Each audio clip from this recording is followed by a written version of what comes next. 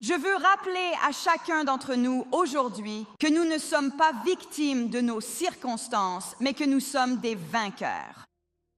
Voyez-vous, Dieu nous a appelés à être plus que vainqueurs. Nous ne sommes pas esclaves des circonstances. Nous ne sommes pas prisonniers de nos propres pensées, mais nous pouvons penser les pensées du ciel. Nous pouvons littéralement penser les pensées de notre champion, Jésus-Christ. Il dit que nous sommes plus que vainqueurs par Jésus-Christ. Vous savez quoi, quand je pense à un conquérant, vous savez à quoi je pense? Je m'imagine simplement ce ring avec 2 boxeurs à l'intérieur. Et je pense à ces boxeurs et à la façon dont ils portent ces gros gants de boxe. Et ils se frappent au visage. Et vous savez quoi? Ils ne tombent pas. Ils continuent. Ils persévèrent. Ils persévèrent parce qu'ils sont des champions. Ils ne montent pas sur ce ring en pensant qu'ils sont autre chose que des champions. Maintenant, s'ils se font mettre à terre, vous les avez déjà regardés? Ils se relèvent aussitôt. Voyez-vous, les champions ont cette capacité à rebondir en eux. Et Dieu t'a appelé à être un champion en Jésus-Christ. Dieu a dit que tu avais cette capacité à rebondir. Mais comment garder cette capacité mentale à rebondir? Comment garder ce compte émotionnel bien rempli? Vous voyez, tout comme vous gardez de l'argent sur votre compte en banque, vous n'imagineriez pas écrire un chèque sans avoir d'argent sur votre compte. Alors vous travaillez. Pour garder de l'argent sur votre compte, vous vérifiez votre compte en banque. Vous vous assurez qu'il va couvrir votre vie, payer vos factures, subvenir à vos enfants. Eh bien, nous devons faire exactement la même chose avec notre compte émotionnel. Nous devons nous assurer que nous sommes couverts. Nous devons nous assurer que nous sommes forts. Vous voyez, je pense à ces boxeurs. Et vous savez ce qu'ils ont?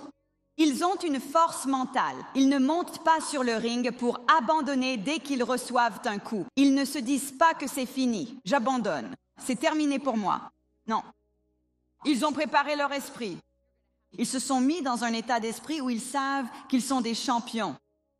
Et je crois que trop souvent, nous nous laissons aller en dessous de ce que nous sommes vraiment, que nous ne répondons pas à cette norme de champion.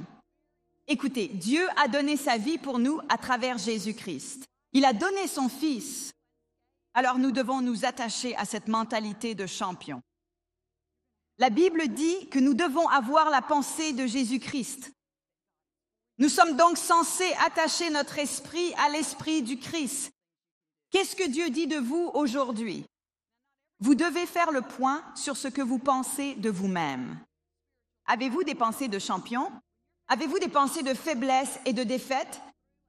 Vous savez, c'est comme quand votre voiture est pleine d'essence. Elle fonctionne parfaitement. Mais quand le niveau baisse et qu'il commence à manquer d'essence, elle commence à tout sauter et à hoqueter. Et vous vous demandez qu'est-ce qui se passe. Vous vérifiez le réservoir et vous vous dites « Je suis à court d'essence ». Vous voyez, nous aussi, nous avons des indicateurs quand notre compte émotionnel est bas. Et c'est là qu'on se sent frustré, qu'on s'énerve, que tout semble difficile, qu'on a l'impression que rien ne va changer, que tout est toujours impossible, qu'on ne profite pas des dons que Dieu nous a donnés parce qu'on est submergé. Voilà comment vous pouvez vérifier l'état de votre compte émotionnel. Est-ce que tu profites de la vie que Dieu t'a donnée? Est-ce que tu agis comme un champion? Est-ce que tu surmontes les coups durs de la vie? Parce qu'en réalité, la vie ressemble beaucoup à ce boxeur sur le ring. Tu vas te faire mettre KO de temps en temps. Tu vas te prendre des coups de temps en temps. Quelqu'un va t'offenser de temps en temps. Mais tu dois rebondir. Tu as ce qu'il faut, la force mentale. Et je veux encourager chacun d'entre nous à prendre le temps de remplir ton compte bancaire mental. Tu sais, j'aime tellement mes enfants. Mon mari et mes enfants sont le plus beau cadeau que Dieu m'ait jamais donné. Ils sont toute ma vie. Je les aime tellement. Je ferai n'importe quoi pour eux. J'essaye de tout faire pour eux. Je les embête. Je traîne autour d'eux. Je veux être près d'eux. Mes enfants disent « Tu m'aimes trop, maman ». J'aime mon mari. Je préfère passer du temps avec lui à faire du vélo ou simplement à traîner ensemble plutôt qu'avec n'importe qui d'autre. Mais si mon réservoir émotionnel n'est pas rempli, je ne peux pas remplir celui de ma famille. Je ne peux pas profiter du cadeau que Dieu m'a donné, le plus beau de tous. La Bible le dit ainsi, aime ton prochain comme toi-même.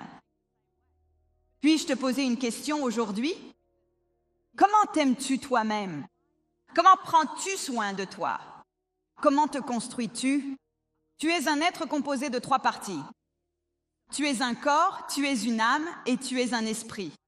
Et il est très important que ces parties fonctionnent ensemble, qu'elles aillent ensemble. Dieu t'a donné un esprit régénéré pour te connecter à sa parole. Mais il veut que ton esprit soit rempli de sa parole, qu'elle t'ancre. Tu n'es pas censé être ballotté de tous côtés. Tu n'es pas censé être emporté comme les vagues sur le rivage. Un jour tu es en haut, un jour tu es en bas. Un jour tu es heureux, un jour tu ne l'es pas. Tu n'es pas censé être comme ça. Dieu t'a donné de la force. Il t'a appelé à être un conquérant. Écoute, si nous voulons profiter de cette vie que Jésus est venu nous donner, la vie en abondance, nous allons devoir remplir nos réservoirs émotionnels, nos réservoirs d'émotions. C'est l'une des choses les plus spirituelles que tu puisses faire, c'est de remplir ton réservoir émotionnel. Maintenant, tout le monde ne remplit pas son réservoir émotionnel de la même façon, mais c'est quelque chose de très spirituel à faire. Parce que lorsque tu fais face aux défis de la vie, si tu veux t'en sortir indemne, si tu veux t'en sortir en ayant l'air d'un conquérant, tu vas devoir acquérir une certaine force mentale. Tu vas devoir décider que Dieu est pour toi et qu'il n'est pas contre toi, que tu es tout à fait capable de faire ce pourquoi il t'a appelé. Tu vois, il n'y a rien de pire que d'être en esclavage. Peux-tu imaginer être attaché, prisonnier de l'esclavage? Tu vois, c'est ce que c'était avant Jésus. Non, tu sais, il n'y avait pas de grâce, pas de liberté spirituelle, comme il y en a aujourd'hui. Dieu t'aime et il veut que tu marches dans tout ce qu'il est venu t'apporter. Parfois, c'est aussi simple que cela de remplir ton compte spirituel. C'est de te rappeler que tu es le chef-d'œuvre de Dieu, que tu es créé à son image, avec son caractère, sa ressemblance, sa force, que tu es unique, qu'il t'a spécifiquement conçu. Tu n'es pas un accident, tu n'es pas simplement apparu sur la planète Terre, mais Dieu a toutes les spécifications te concernant. Il ne te manque rien. Tu as tout ce qu'il faut pour accomplir ce pourquoi il t'a appelé. Tu dois méditer là-dessus. Fais entrer cela dans ton cœur et dans ton esprit. Et ne te compare pas aux autres, car la vérité, c'est qu'ils n'ont pas ce que tu as, parce que tu es spécial. Tu es unique. Tu es une personne à part. Tu sais, je crois que si tu veux vraiment avoir de la force mentale, tu dois être ton plus grand supporter. Tu dois être ton plus grand supporter. Tu ne peux pas attendre que les autres te valident. Tu dois croire en toi. N'attends pas que quelqu'un t'offre des fleurs. Offre-toi des fleurs toi-même.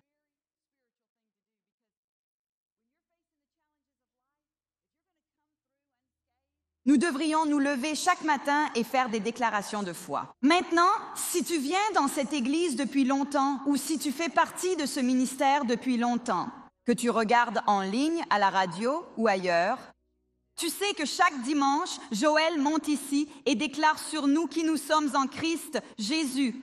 Il dit, attachons notre esprit à l'esprit du Christ. Connectons-nous au ciel, car c'est ce que nous sommes. Nous sommes destinés au ciel. Nous sommes des conquérants ici sur terre. Il nous dit que nous sommes disciplinés, nous sommes concentrés, nous sommes intelligents. Nous sommes beaux, nous sommes malins. Nous avons tout ce qu'il faut.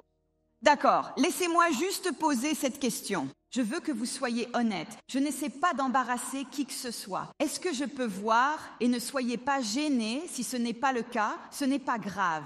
Combien de personnes lèvent la main parmi celles qui, chaque matin, font des déclarations positives sur leur vie? D'accord, ce n'est pas suffisant. Il n'y a pas assez de mains levées. Félicitations les gars. Plus de force. À vous, laissez-moi vous dire, vous vous privez si vous ne vous levez pas pour lier votre esprit à celui du Christ. Si vous ne dites pas ce que Dieu dit de vous, il y a une façade. Ça ressemble à un mur épais, mais ce n'est pas le cas. C'est mince, ce n'est qu'une façade et vous devez la traverser. Parce que, voyez-vous, on ne nous a pas appris à dire de belles choses sur nous-mêmes.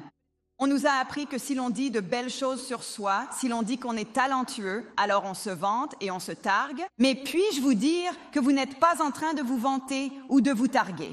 Vous vous vantez du Seigneur. Vous vous vantez de la personne qui l'a faite de vous. Vous vous vantez de sa ressemblance. Vous liez votre esprit au ciel et quand vous faites cela, vous êtes plus que vainqueur. Nous devons nous lever et faire ces déclarations de foi. Nous devons aussi décider que nous allons profiter de notre vie. Nous allons profiter de la paix et de la joie du moment présent. Combien d'entre vous passent leur vie à toute vitesse? Nous le faisons tous. Nous vivons à toute allure et oublions de respirer. Dans ces beaux moments, quand votre enfant vous embrasse le visage, quand votre mari vous dit qu'il vous aime, quand vous ressentez ça, promotion, retour au travail. Prenez une minute, inspirez-le. Dis « Merci Seigneur ». Soyez reconnaissants. Regardez autour de vous. Sors et regarde les arbres, l'herbe. Dieu a créé cela pour toi. Il l'a fait pour que vous en profitiez. Pause. Prenez une minute. Rassemblez vos idées et réalisez que vous avez été créés non pas pour lutter, non pas pour survivre de justesse, mais pour être plus qu'un conquérant. J'ai acheté un bracelet l'autre jour. C'était juste une petite chose amusante. Mais vous savez quoi? J'y travaille moi-même et c'est ce qu'ils appellent un bracelet de pose. C'est un petit bracelet de perles. Au dos, il y a un petit disque. Et à l'intérieur de ce disque se trouve une batterie. Et vous pouvez régler ce petit disque sur 60 minutes ou 90 minutes. Donc, toutes les 90 minutes, ce petit disque vibre sur mon poignet. Et cela me rappelle de faire le point sur ma vie intérieure, sur mes pensées. Cela me rappelle de faire une pause et d'être reconnaissant. Cela me rappelle que lorsque je fais ces choses, cela apporte une prise de conscience dans ma vie. Que se passe-t-il dans mes pensées? Cela m'aide à rediriger et à me recentrer. Vous voyez, on avance à 1000 à l'heure. On fait une chose tout en pensant déjà à la suivante que l'on doit accomplir. Et donc, tout au long de la journée, nous devons simplement prendre ces moments pour faire une pause, réinitialiser notre attention, nous rappeler que nous sommes alignés avec le ciel, que nous ne pouvons pas sortir de la puissante main de Dieu, que nous pouvons nous reposer dans sa présence, nous pouvons nous détendre. Vous savez, vous n'êtes pas obligé d'avoir un bracelet de pause comme le mien. De nos jours, vous pouvez régler votre téléphone. Vous pouvez programmer une petite alarme. Vous pouvez placer des petits post-it un peu partout. Quoi que vous ayez besoin de faire, je vous encourage à faire des pauses tout au long de la journée et à réaligner vos pensées sur celles du Christ. Voyez-vous, Dieu veut nous fortifier. Dans Éphésiens 3, versets 1, 3 et 16, il est question de notre être le plus profond. Cet homme de l'âme, il veut qu'il soit ancré, fort et en sécurité en lui.